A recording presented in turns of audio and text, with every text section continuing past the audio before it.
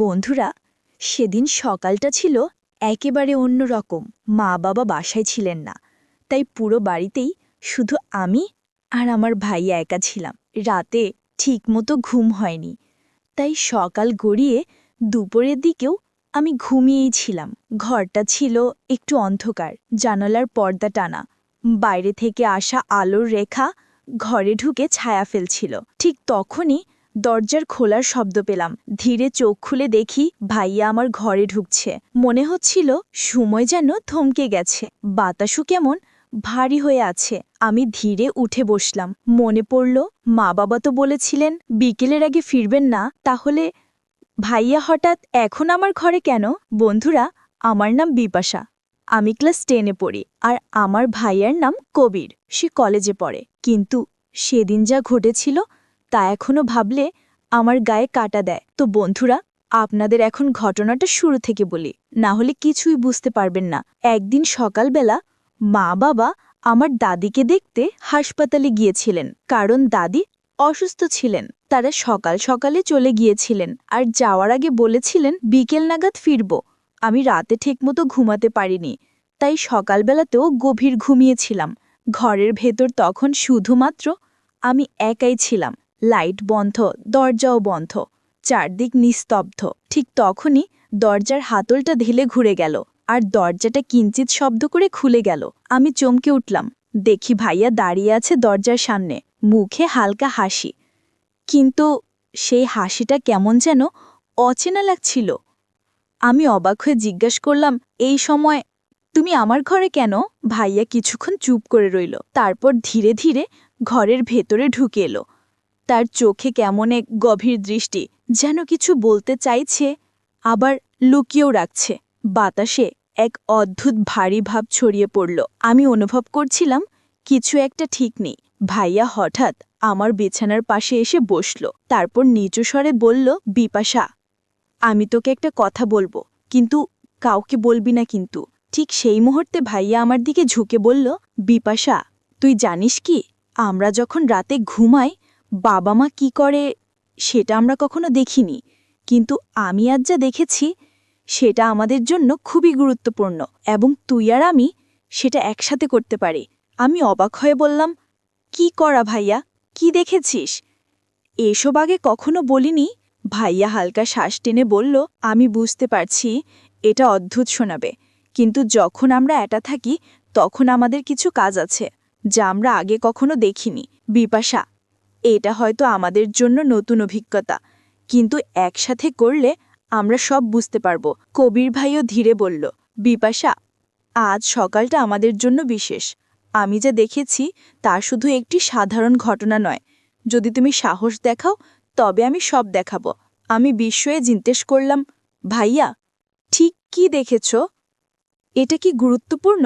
কবির ভাইয়া হালকা হেসে বলল, হ্যাঁ বিপাশা, এটি গুরুত্বপূর্ণ, কিন্তু প্রথমে শর্ত, তুমি আমার সঙ্গে থাকবে, ভয় পাবে না এবং মনোযোগ দেবে। আমি মাথা হেলালাম, ঠিক আছে ভাইয়া, আমি প্রস্তুত।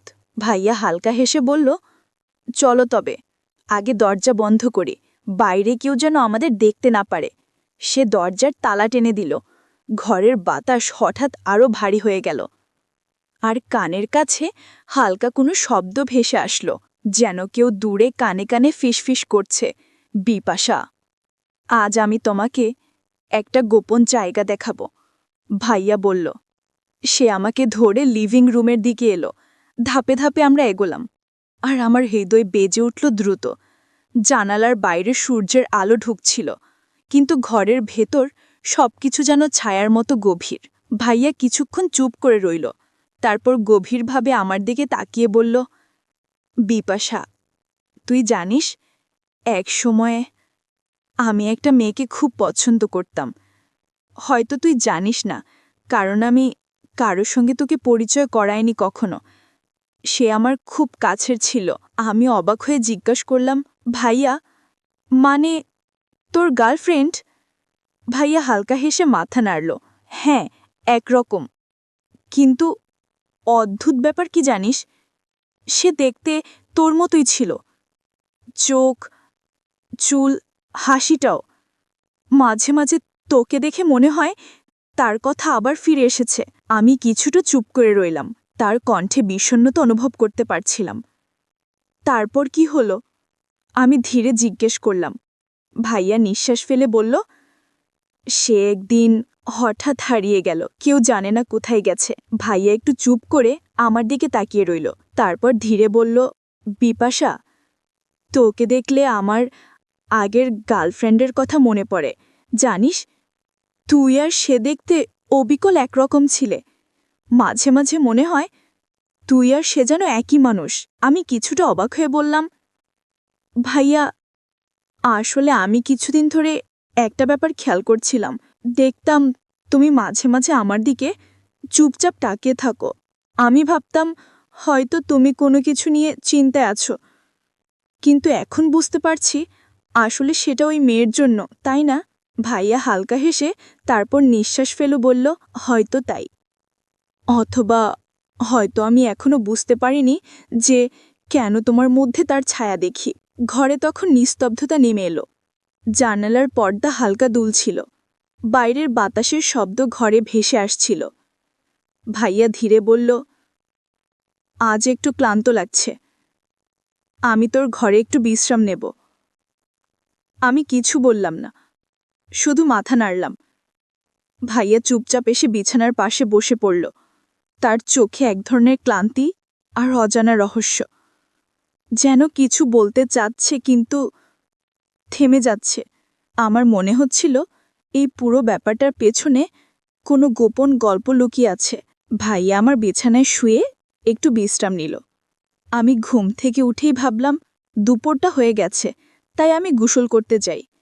গোসল শেষে যখন ঘরে ফিরে আসি তখন আমি কাপড় চেঞ্জ করতে শুরু করি। ঠিক সেই সময় ভাইয়া ঘুম থেকে হালকা চোখ খোলার মতো হলো এবং বলল, কি করছিস? আমি ধীরে উত্তর দিলাম, ভাইয়া, শুধু ঘরে ফিরছি এবং কাপড় চেঞ্জ করছি। তুই বিশ্রাম কর, আমি তোর দিকে ঘুমছি না। ভাইয়া হেসে বলল, ঠিক আছে, সমস্যা নেই, তুই শান্তি করে কাজ কর, আমি পাশে আছি। আমি মাথা নাড়লাম। মনে হচ্ছিল এই দুপুরটা এমন একটা অদ্ভুত শান্তির মতো, ভয় নয়, কৌতূহল আর রহস্যের মিশ্রণ। জানালা দিয়ে আসা আলো ঘরে নরম ছায়া ফেলছিল, আর হঠাৎ মনে হচ্ছিল আজকের দুপুরে আমার সঙ্গে ঘটতে যেতে পারে কোনো অজানা ঘটনা, যা আগে কখনো দেখিনি। আমি কাপড় চেঞ্জ করে দাঁড়ালাম। ঘরের চারপাশ নিস্তব্ধ, শুধু জানালার বাইরে হালকা আলো ভেতরে ঢুকছে। হঠাৎ মনে হলো বাতাসের সাথে কিছু ফিসফিস আওয়াজ ভেসে আসছে, যেন কেউ দৌড়ে কিছু বলছে। আমি ধীরে ধীরে ভাইয়ার দিকে তাকালাম। সে এখন শান্ত, কিন্তু চোখে এক অদ্ভুত জ্যোতি, যেমন কিছু বলতে চাচ্ছে কিন্তু কিছু লুকিয়েও রাখছে। ভাইয়া হেসে বলল, বিপাশা, আজকের দুপুরটা আমাদের জন্য বিশেষ। কিছুক্ষণ পরে তুই দেখবি যা আগে কখনো দেখনি। তবে তুই ভয় পাস না, শুধু মনোযোগ দে। আমি কিছু বললাম না, শুধু মাথা নাড়লাম। আমার হৃদয় বেজে উঠছিল দ্রুত। মনে হচ্ছিল আজ এখানে কিছু রহস্যময় ঘটনা ঘটতে চলেছে, আর আমরা দুজনেই সেই রহস্যের অংশ। তো বন্ধুরা, এই গল্পটি কিন্তু এখানেই শেষ নয়, আরও বাকি গুরুত্বপূর্ণ শেষের অংশ রয়েছে। যদি আপনারা দ্বিতীয় পর্ব পেতে চান, অবশ্যই এই চ্যানেলটি সাবস্ক্রাইব করে পাশে থাকা অল নোটিফিকেশন অন করে রাখবেন। আর আগের থেকে যারা সাবস্ক্রাইব করে রেখেছেন, আপনাদের জন্য অসংখ্য ভালোবাসা রইল।